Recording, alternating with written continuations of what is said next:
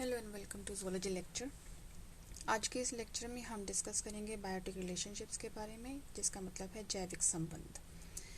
दो प्रकार के जैविक संबंध हम देखते हैं।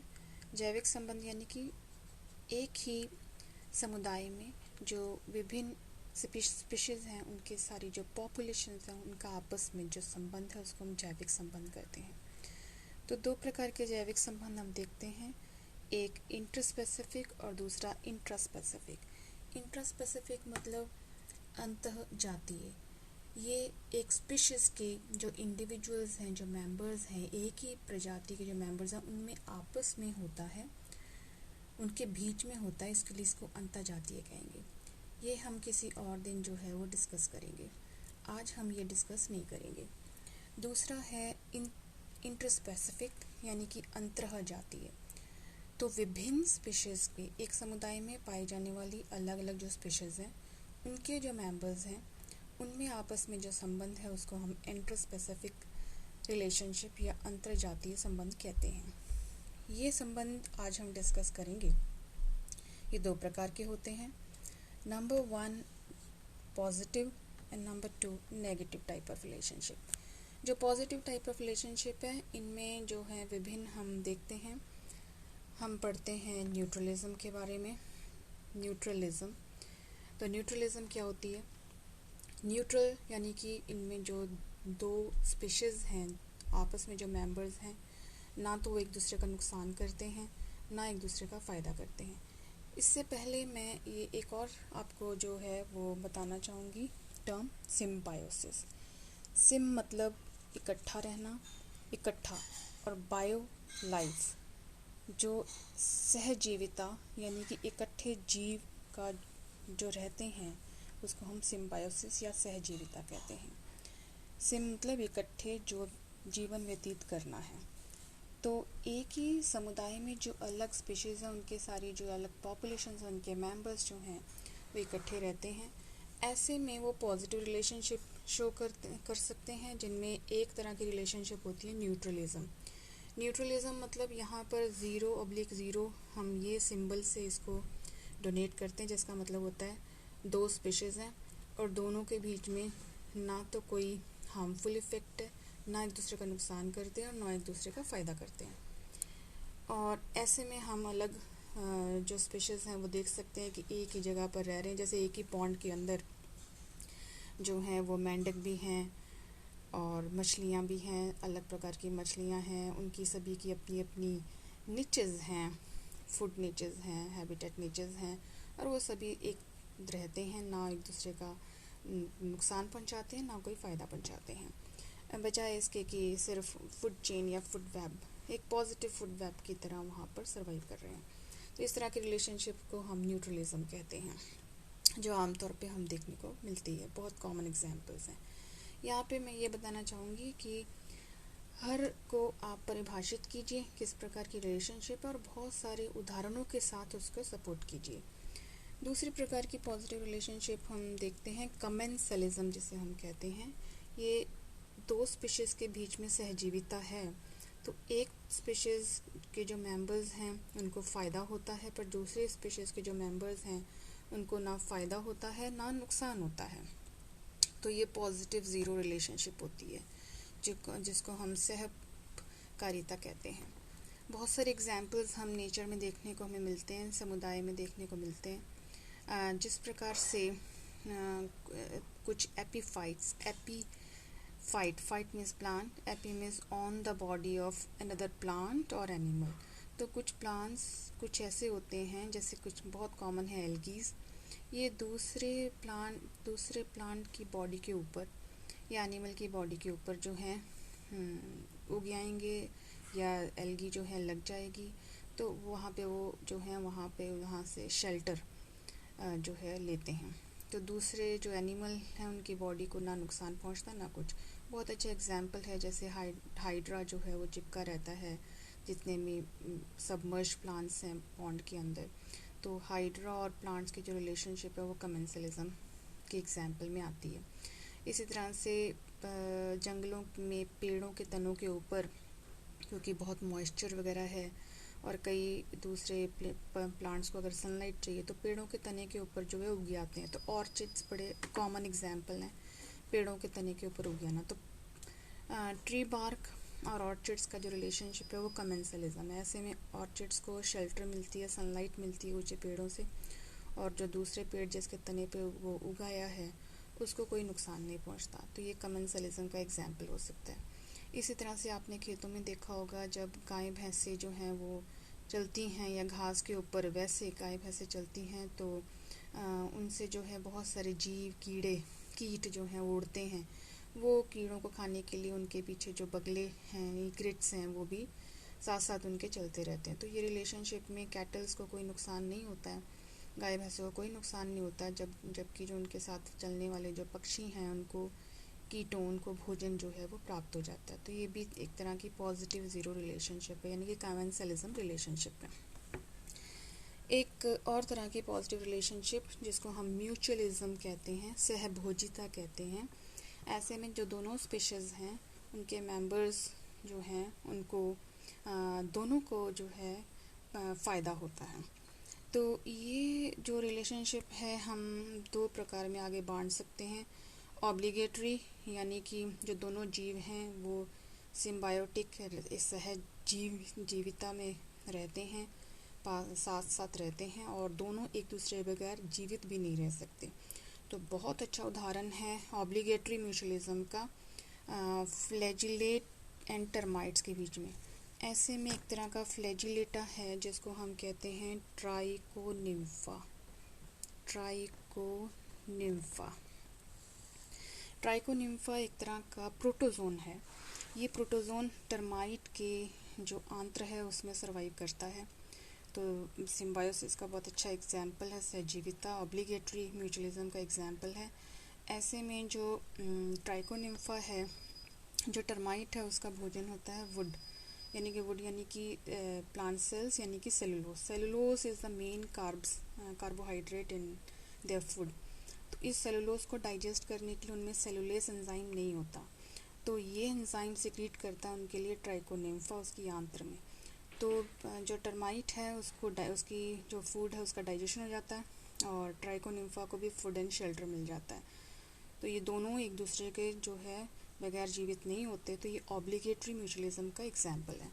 लेकिन ऐसे बहुत सारे एग्जाम्पल्स हैं जो दो स्पीशीज़ अलग अलग हैं, वो एक दूसरे के बगैर भी सर्वाइव कर जाती हैं।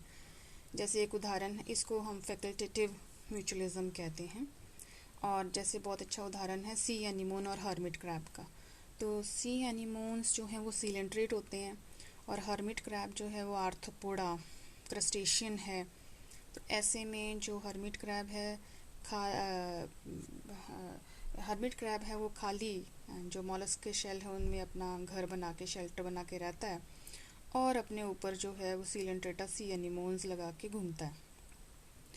ये उसकी जो है डोमिनेंट होने की पहचान भी है। जितना पावरफुल हर्मिट क्रैब होगा अपने ऊपर उतने ही सी एनीमोन्स लगा के वो घूमता है। तो ऐसे में जो सी एनीमोन्स हैं वो सीलेंट्रेट है, उनमें स्टिंगिंग सेल्स पाए जाते हैं, नीडोब्लास्ट पाए जाते हैं।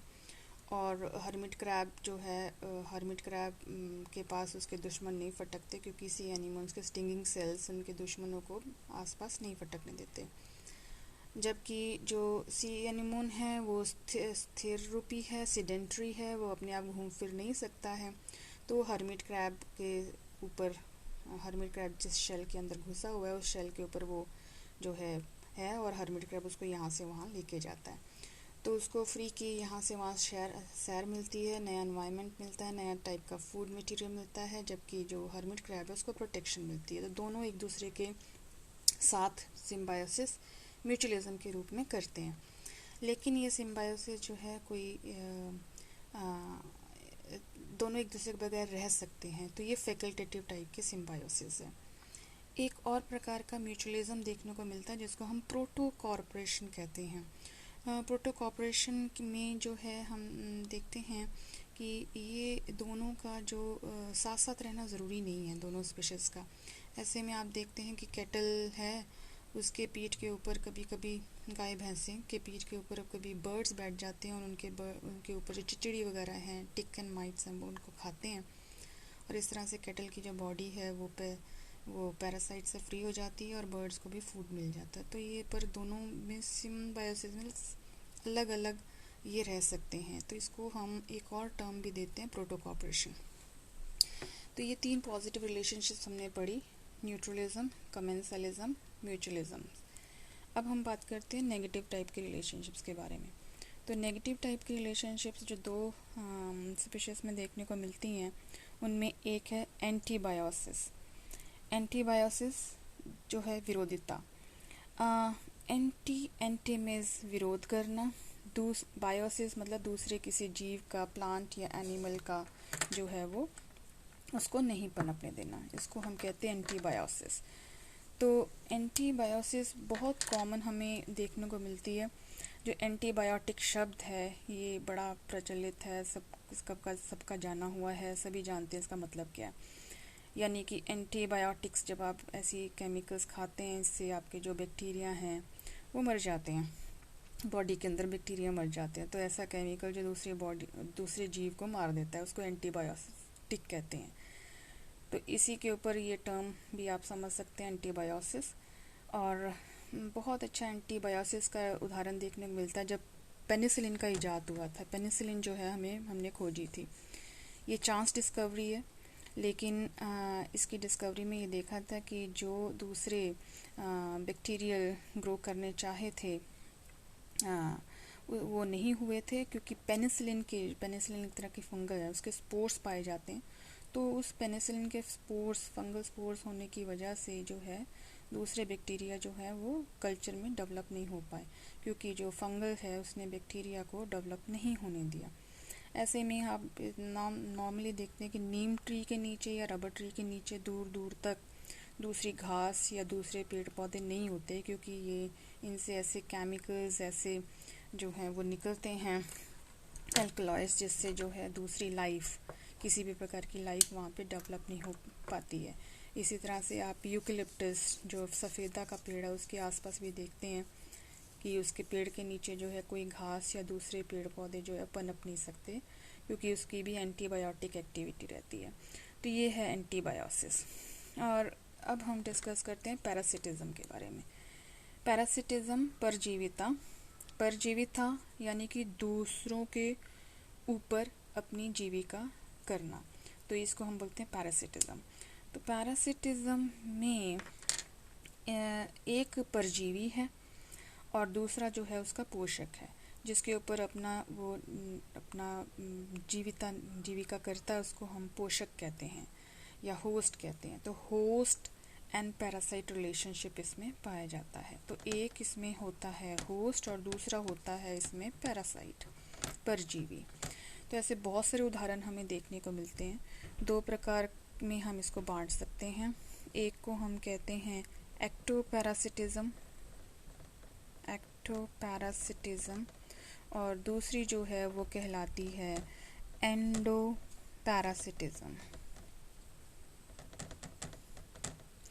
एक्टोपैरासिटिज्म का बहुत अच्छा उदाहरण आप देख सकते हैं, बॉडी के ऊपर, शरीर के ऊपर, सिर में या बॉडी के ऊपर जो है वो जूं का आ जाना, या भोजन के लिए, तो भोजन और शेल्टर। पैरासाइट जो होते हैं वो 2 के लिए दूसरे की बॉडी के अंदर या ऊपर जाते हैं। नंबर 1 भोजन के लिए, नंबर 2 शेल्टर के लिए। तो जूं और बॉडी का रिलेशनशिप आपने देखा होगा, ये एक एक्टोपैरासिटिज्म की एग्जांपल है। एंडोपैरासिटिज्म की एग्जांपल अगर हम देखें, एंडो मतलब बॉडी के अंदर जो पैरासाइट्स हैं, तो ह्यूमन बॉडी के अंदर ऐसे बहुत सारे पैरासाइट्स हैं। प्रोटोजोन्स पैरासाइट, जिस प्रकार से मलेरिया पैरासाइट है, प्लाज्मोडियम, और ह्यूमन का रिलेशनशिप वो एक एंडोपैरासिटिज्म का रिलेशनशिप है। इसी तरह से टीनिया सोलियम जो टेपवर्म है, फीता कृमि है, वो और ह्यूमन का रिलेशनशिप एंडोपैरासाइटिज्म का रिलेशनशिप है। तो बहुत सारे पैरासाइट्स, ह्यूमन पैरासाइट्स बड़े कॉमनली नोन है, और दूसरे जीवों के ऊपर भी जो ऊपर और अंदर पैरासाइट्स हैं वो भी बड़े कॉमन एग्जांपल्स हैं। तो इसको आपको डिस्कस करना है 2 के रूप में, एक्टोपैरासिटिज्म एंड एंडोपैरासिटिज्म के रूप में। नेक्स्ट तरह की जो नेगेटिव रिलेशनशिप है वो है प्रेडेशन या परभक्षण। प्रेडेशन और परभक्षण में जो है एक शिकारी है और दूसरा शिकार है। तो ऐसे में जो शिकारी है वो भोजन के लिए, सिर्फ भक्षण के लिए, सिर्फ भोजन के लिए ही पर दूसरों के ऊपर जो है जीविका करता है। तो सिर्फ ये तरह की रिलेशनशिप में कोई बॉडी की अटैचमेंट एक नहीं होती, अगर होती है तो बहुत टेम्पररी अटैचमेंट जो है वो रहती है। इस प्रकार में हम नेचर में हम देखते हैं कि जो कंज्यूमर्स हैं, उपभोक्ता हैं, वो द्वितीय कंज्यूमर प्राइमरी को और तृतीय जो है वो द्वितीय कंज्यूमर को, इस तरह से फूड चेन जो है वो खाद्य श्रृंखला किसी भी समुदाय में जो चलती है वो परभक्षण के बेस के ऊपर होती है। तो बहुत कॉमन उदाहरण हम देखते हैं, जैसे शेर या चीते का जो है वो भक्षण करना है एक हिरन के ऊपर, तो ये परभक्षण का उदाहरण है। तो इसमें एक शिकारी है और दूसरा शिकार है। लास्ट तरह की हम जो नेगेटिव रिलेशनशिप यहाँ पर डिस्कस करते हैं वो है कंपटीशन, प्रतिस्पर्धा। कंपटीशन, हालांकि ये सभी में एक ही समुदाय के अंदर जितने भी तरह के जीव हैं, अलग अलग स्पीशीज़ के, उन सभी में एक तरह का कंपटीशन होता है। तो ये दोनों में बांटा जा सकता है, इंटरस्पेसिफिक भी और इंट्रास्पेसिफिक भी। इंट्रास्पेसिफिक की उदाहरण हम जो है वो अगली लेक्चर में देंगे। यहाँ पर हम सिर्फ इंटरस्पेसिफिक कंपटीशन की बात करेंगे।